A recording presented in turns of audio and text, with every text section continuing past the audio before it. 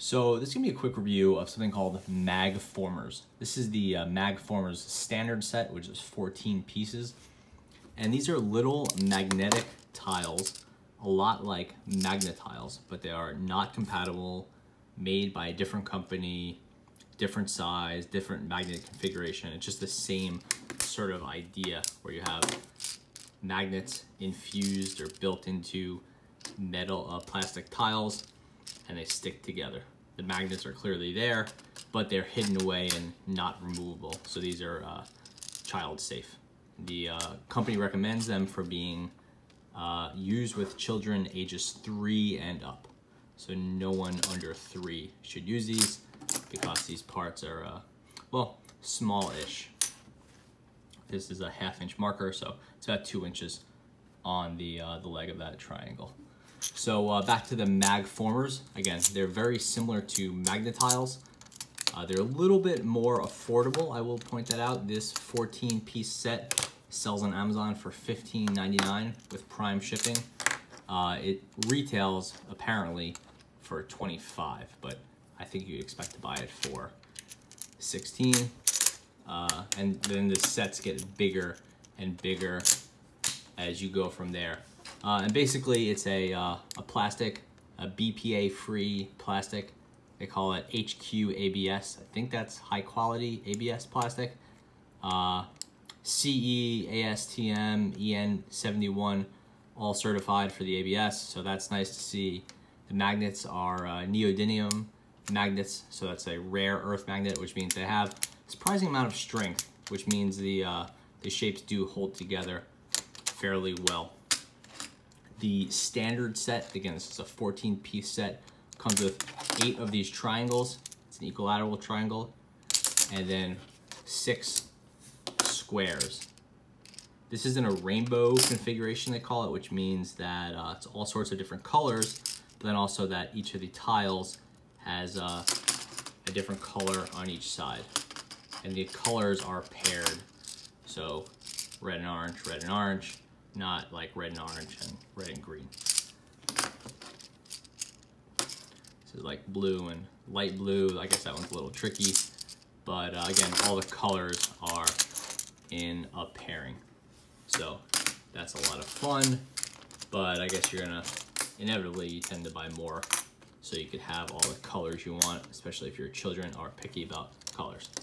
The magnets, you know, being polar or poled magnets, I guess, don't always fit together perfectly. So here we have seemingly 2 squares that should match, but only that one end matches and the other ends repel. I flip it over, again, one end, and then it works. Not surprising there. You just have to be careful about what magnet is touching what. So here we have it working, but it's repelling. Is the repelling come from here or the one under it? We could see it's the one under it. Just like you have to figure out the magnets, kind of like it's like with Tegu blocks, TEGU, which I will review in the coming weeks. The magnets are a little bit fickle, which can be confusing for a child. Basically, I have a set here. These 4 fit together really nicely. They're very, very firm thanks to those rare earth magnets. And now this one just sort of doesn't want to fit. Flip it over. It kind of doesn't want to fit now. Let me take it apart. And now it fits. Let me flip it over, and it fits. Flip it over, and it fits. So when you get into these pairings, it gets a little confusing, but when you're working one by one, everything goes fine. As for making more complex shapes with these, it's very doable. I don't know if it has quite the level of building as the Magnatiles, just because they don't tend to be as stable as Magnatiles.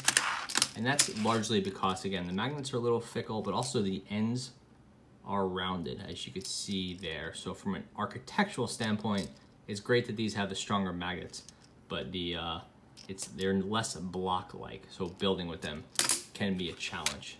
Here's a Magnatile. This one clearly has some miles on it. This is square edges, not, you know, rounded here, but these edges are square. So a Magnatile, it can kind of be built up the way you can build up blocks, whereas one of these clearly will just fall over. So worth keeping that in mind. Also, from a compatibility standpoint, not compatible. First of all, the Magnatile is a good deal larger than the Magformer, but also the magnets are not lined up exactly right. Magformers use magnets in the center, and it's a strong magnet. Magnatiles use magnets, I believe, at the ends, and it's a weaker magnet. So, does it fit, you know, does it stick? Sure. And I think, yeah, so we could kind of see where the Magnatiles magnets are, kind of probably here and here towards the end. But yeah, so not a fit there. As for the instructions that come with the Magformers, I would say they're fine, but I wasn't thrilled. You can build some pretty good things with these, but this 14-piece kit right out of the box, I was not thrilled with it. Really, to do building of anything more complex than a house or a very simple sphere, you're gonna need another set. So I have not been completely thrilled with the 14-piece set option.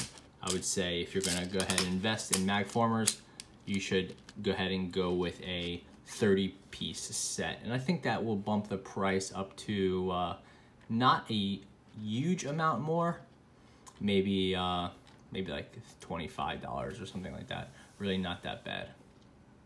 27, something like that. But there's a 30-piece set for sale. Another note is these are called Magformers. They're extremely similar to something called the New Island 40-piece magnetic block set. They look really similar, so I need to investigate those. I don't know if one is official or one isn't. Again, I have no idea. We just, this was a gift to us, so I've been playing with them for a few days, as has obviously my child who received the gift. And that is about it. I think I'm gonna follow this up with a video about making a sphere with it, because it's in the instructions, but it's super confusing even for an adult. So I wanted to help everyone out with that. But yeah, that is the Magformer. Pretty solid as for a as magnet toys go, but I do tend to prefer the Magnatiles, even if they are a bit more expensive. I feel like they're just a better building toy for children. Thanks for watching.